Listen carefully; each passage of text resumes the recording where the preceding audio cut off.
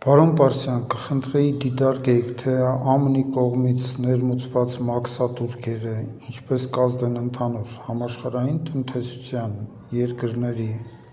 վրա և ինչպես կազդի մասնավորապես Հայաստանի տնտեսության և տնտեսվարողների վրա։ Առհասարակ տնտեսագիտության մեջ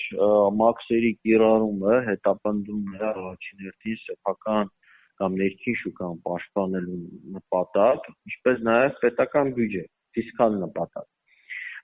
Սրա արդյունքում նաև խրախուսվում է, որ օրինակ ներկրողներ իրենց բիզնեսները տեղափոխեն սպառման երկիր, որտեղ այդ ապրանքները սպառվում են։ Եվ սա նոր տնտեսագիտական այսպես ուղղություն չի, ոչ թե դպրոց չի, սա այսպես պրոտեկցիոնիստական մոտեցում է, որը ուղղված է սեփական արտադրողի շահերին պաշտպանությանը, անտեսելով գործընկերներին, անտեսելով միջազգային առևտրի ընդհանուր կանոններն ու սկզբունքները։ Տարիներ շարունակ Ամերիկայի Միացյալ Նահանգները ինքը քարոզել է բաց տնտեսություն, ազատ տնտեսություն, տարբեր միջազգային կազմակերպություններով պարտադրել, ստիպել է, որ երկրները բացեն իրենց տնտեսական համակարգերը, շուկաները, բայց արյութես, որ արդեն հենց իրենք այդ տնտեսությունները բացելուց հետո սկսեցին իրենք փակել իրենց տնտեսությունը եւ նախանշելով այն, որ օրինակ մի շարք երկրների հետ իրենք ունեն բացասական առևտրային հաշվեկշիռ։ Իրոք Եվրոմիության հետ, Կանադայի հետ, Չինաստանի հետ Ամերիկայի Միացյալ Նահանգները ունի բացասական առևտրային սալդո, այսինքն ավելի քիչ արտահանում է, քան ներկրում է, եւ այս պայմաններում նրանք այսպես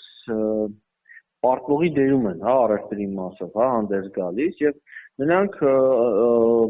այլևս չեն ցանկանում այդ դերում մնալ եւ պարտադրում են, որ այդ երկրներից ներկրող ապրանքները մաքսատուր վճարեն, որը ըստ էության կավելացնի ամերիկյան արտադրողների մրցակցային առավելությունները։ Ամերիկյան արտադրողները կսկսեն ավելի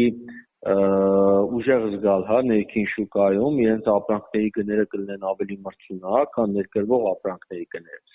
Սակայն այս ամենը երբ որ չի արվում մտածված, համակարգված ձևով, ապա դա հղի է նոր այսպես ճգնաժամերով, տատանումներով եւ կարճաժամկետում դա առավել քան ակնհայտ է լինում։ Մասնավորապես առաջին этаպում նախատեսվում է, որ շարքի ապրանքների գնաց տեղ ունենա, քանի որ մի շարք ապրանքներ ամերիկյան կառավարությունը կամ ամերիկյան տնտեսությունը ի վիճակի չի արտադրել եւ դրանց ապրանքների թանկացման համար վճարելու ամերիկյան սպառողը։ Բացի այդ, ամերիկյան կառավարության կողմից իրականացվող այդ մաքսային քաղաքականությունը նաև հակադարձ հայրանման գործողություններ է բերելու իր ապրանքների նկատմամբ եւ նրա ամերիկյան ապրանքների փակվելու են, արտանումը փակվելու է տարբեր երկրներում, Եվրոմիությունում եւ այլ ուղղություններով։ Իդեպ նշեմ, որ այդպիսի փորձ եղել է 1929 թվականի հունվերը մեր ճգնաժամի օրերին, փորձ արեց պաշտպանել ամերիկյան տնտեսությունը բարձրացնելով մաքսատուրքերը եւ ճիշտ հակառակը տեղ ունեցավ, իր գործընկերները այսպես նույնպես բարձրացրեցին եւ ամերիկյան ապրանքների բոյկոտ սկսվեց եւ հետագայում վերանայվեց այդ քաղաքականությունը։ Հիմա նաեւ այս ամենին անշուշտ չէր կարող անբաժան մնալ բորսան, բորսայում կտրուկ տատանումներ կան, անկումներ կան ամերիկյան բարենետոմսերի, արժեթղթերի, քանի որ եվրոպացիները, այսպես չինացիներ եւ այլ ներդրողներ հակված չեն ամերիկյան շուկան ներդրումներ կատարել, քանի որ ակնկալում են, որ ամերիկյան ընկերությունները կարող են տուժել այդ տարբեր երկրների կողմից իրականացող մաքսային սակազանային քաղաքականության արդյունքում, բացի այդ արդեն կոնկրետ հրամաններ կան, օրինակ, որ ամերիկյան տնտեսության մեջ ներդրումներ չանել, դրա վառօրինակը օրինակ Ֆրանսիան է, եւ սա բերում է ընդհանուր շուկայի արժեթղթերի կտրուկ գնանկման։ Եվ միայն այս վերջի օրերին 3 տրիլիոն դոլարի չափով անկում են գրանցվել արժեթղթերի շուկայում ամերիկյան։ Դիցուք, եթե ամերիկյան կազմակերպությունների արժեքը ընդհանուր արժեքը ընդհանուր $20 տրիլիոն էր, 3 տրիլիոնով նվազել է։ Սա այն դեպքում, երբ որ ամերիկյան կառավարությունը նախատեսում էր, որ միայն այս մաքսատուրքերի հաշվին պետք է պետական բյուջեն ավելացնել 300-ից մինչև $600 միլիարդ չափով։ Այսինքն կոպիտ ասած 300-600 միլիարդ դոլար գումար փող հավաքելու համար ըստ էության իր տնտեսությունը արդեն իսկ մոտ 3 տրիլիոն դոլարի չափով անկում են գրանց։ Այո, այս անկումը կարող է լինել ժամանակավոր եւ շատ արագ վերականգնել, բայց առաջին этаպը կարող են գնահատել այս իրավիճակը։ Հաջորդ քայլերը ինչպես կլինի այս պահին դժվար է կանխատեսել, քանի որ արդեն իսկ այս մաքսատուրքերը վերաբերել են 180 երկրներին եւ արդեն 70 երկրներ սկսել են բանակցություններ ամերիկյան կառավարության հետ առանձին մաքսատուրքերի նվազեցման ուղղությամբ, այսինքն սկսել է մեծ առևտուր, մեծ բանակցություններ, որ ամեն երկիր փորձելու է իր խնդիրը առանձին լուծել։ Նույնիսկ Եվրոմիության երկրները փորձում են այսպես վարակույրի ետևից պայմանավորվածություններ ունել ամերիկյան կողմի հետ եւ իրենց խնդիրները առաջնային լուծել, անտեսելով ընդհանուր միության խնդիրները, բավականին դժվար process-ներ են, բարդ process-ներ են, եւ թե դրանք ինչպես կավարտվեն, դժվար է կանխատեսել, նաեւ ժամանակային առումով թե երբ կավարտեն դրանք։ Հայաստանի պարագայում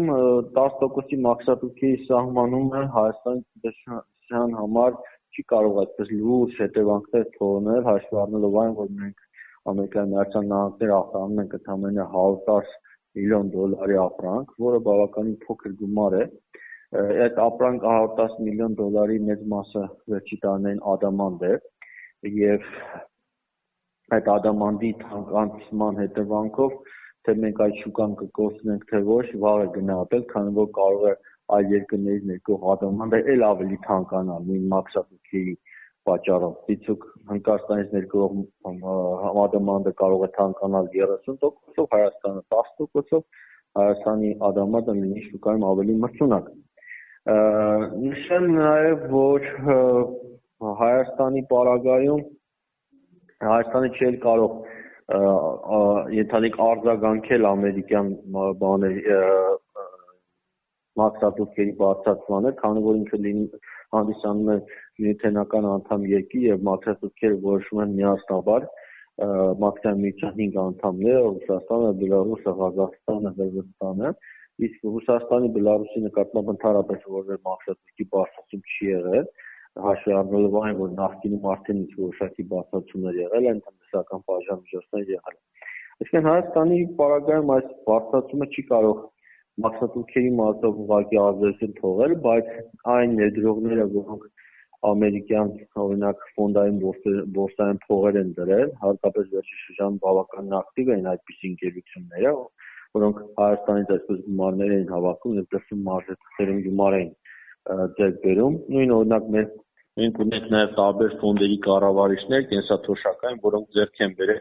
ամերիկյան, եվրոպական արժեթղթեր, օրինակ դրանք հիմա արժանացվում են։ Այսինքն այդ մասով մենք կարող ենք ունենալ վնասներ, այսինքն Հայաստանի բորսաների,